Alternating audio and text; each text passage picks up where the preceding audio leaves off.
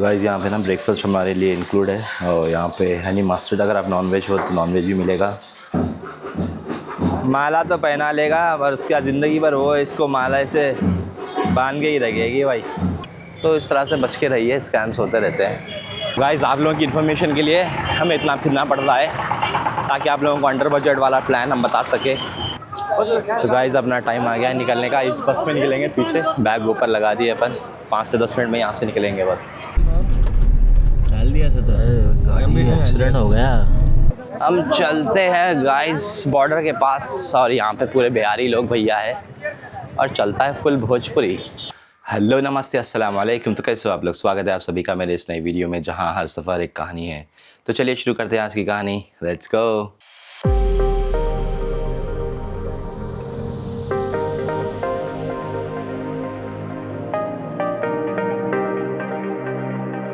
So guys आज है Thursday और यहाँ पे हो गई सुबह। जैसे आप लोग जानते हो, पिछले वीडियो में अगर आपने देखा होगा हमने तमिल नाइट कवर की थी और अभी मैं उठ गया हूँ और होटल तो मैंने आपको बता दिया था।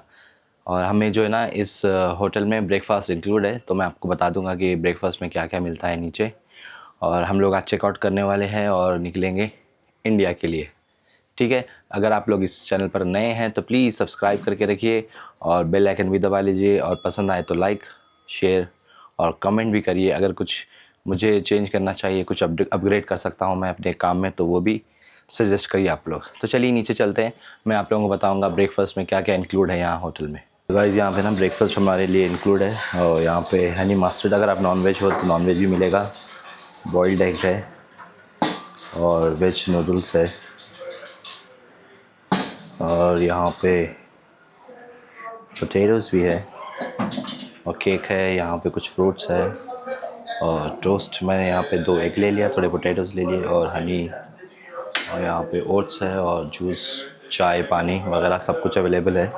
ये हमें इंक्लूड था, तो चलिए ये लेते हैं और खाते हैं फिर। तो गाइस ये देखिए यहाँ पे नूडल, यहाँ पे ओट्स है, जूस और यहाँ पे चाय, गर्म पानी और यहाँ पे हीटर के पास बैठ के आप अपना ब्रेकफास्ट का आनंद ले सकते हैं आराम से।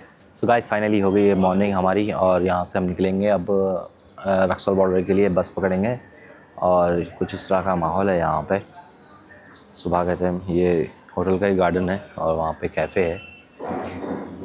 और मेरे को यहाँ पे शहर के लिए बफे सिस्टम था, ब्रेकफास्ट इंक्लूड था, तो शहर के लिए मेरे को बोला था तो मैंने इन्होंने अरेंजमेंट कर दिया था। मैंने शहर वगैरह कर ली, कॉफ़ी वगैरह भी दी इन्होंने, वो भी पी ली है। और अभी मैं आवाज़ सुन रहा था बारात की ना, बाजा बज रहा था, तो मुझे लगा यार यहाँ पे कुछ चल रहा है, देखते हैं बाहर। तो शायद बारात आ रही है, शादी का चल रहा है बाजू, वो बैंकेट हॉल होगा और आपको दिख रहा होगा सामने लोग खड़े हुए हैं बारातियाँ।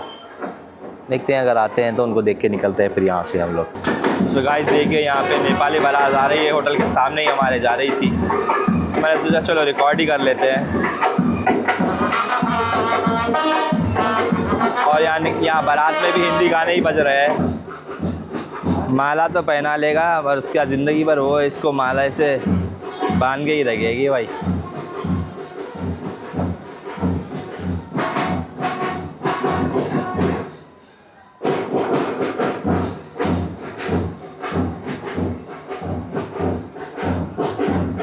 तो गाइस ये थी नेपाली शादी की बारात आपके लिए। अब चेकआउट करना है, निकलना है अपने को बस पकड़ने के लिए। सो गाइस फाइनली हम लोगों ने होटल छोड़ दी है। यहाँ से हम जाएंगे बस पार्क, वहाँ से शायद ई-व्हीकल्स चलते हैं रक्सौल बॉर्डर के लिए।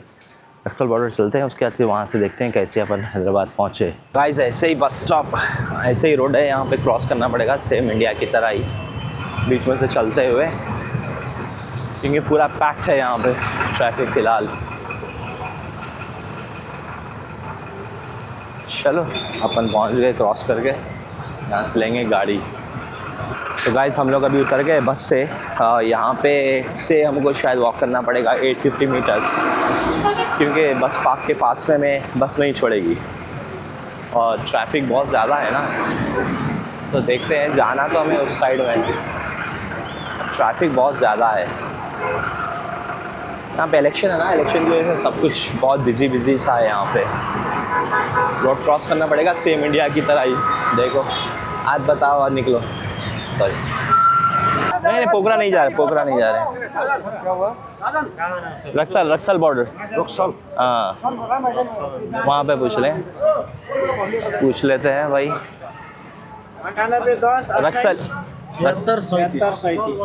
रक्सल बॉर्डर जाना है, रक्सल आगे।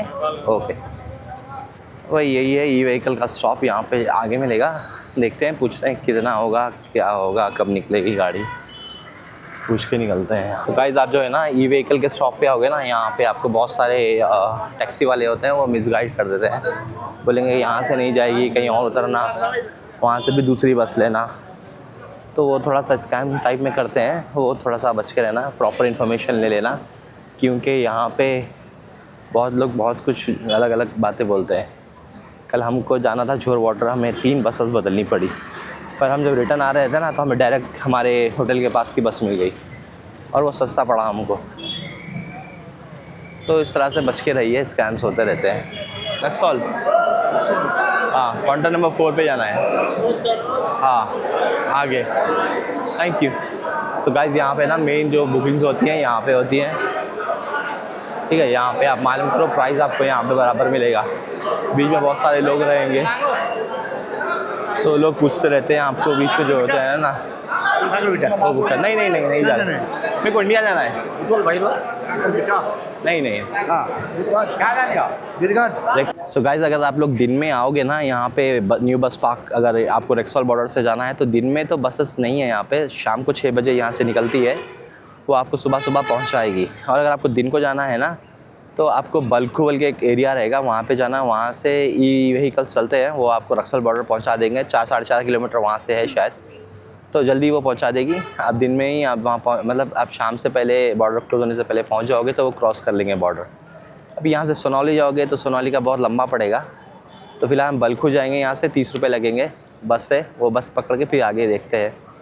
अगर आप शाम को जा रहे हो तो आपको फिर 1100 नेपाली रुपये में बस मिलेगी रक्सौल बॉर्डर के लिए।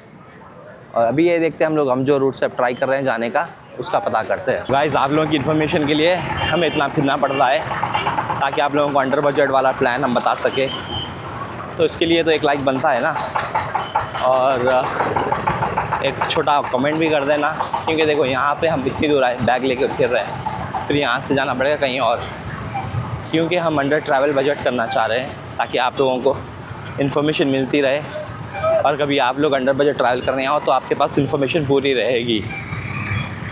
तो सब्सक्राइब भी कर लो ऐसे ही इन्फॉर्मेशन वीडियोस के लिए। चलिए अपन ब्रिज तो क्रॉस कर लिए, अपने को यहाँ से जाना पड़ेगा बल्खो से फिर एक ई व्हीकल पकड़ेंगे अपन बॉर्डर के लिए। सो गाइस जैसे हम लोग यहाँ आए ना, हमको 1 सेकंड में ही बस मिल गई बल्खो के लिए। चलो चलते हैं यहाँ से फिर।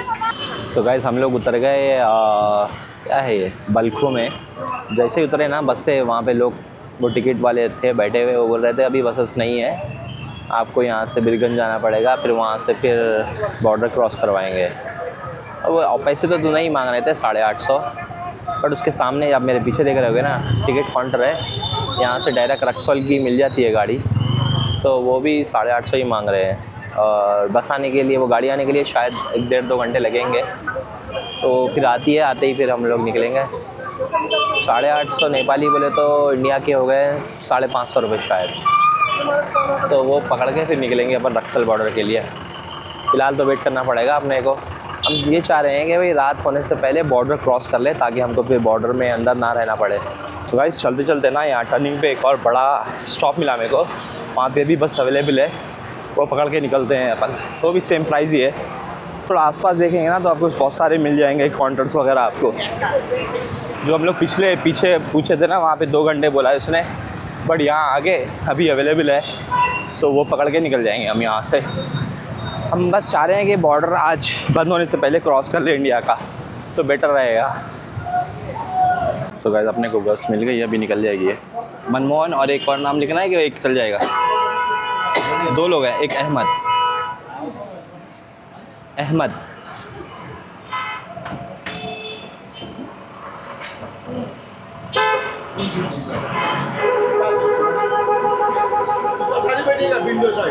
हाँ विंडो साइड। थोड़ा सा हम लोग वीडियो बना देना, थोड़ा मिल जाएगा। तो भैया जी को मिल गए अपन यहाँ पे, बस का काम हो गया अपना। हटियो मैं, okay okay okay okay okay. यही गाड़ी में जाने वाले हैं अपन रक्सौल, सामने वाली में बढ़ेंगे।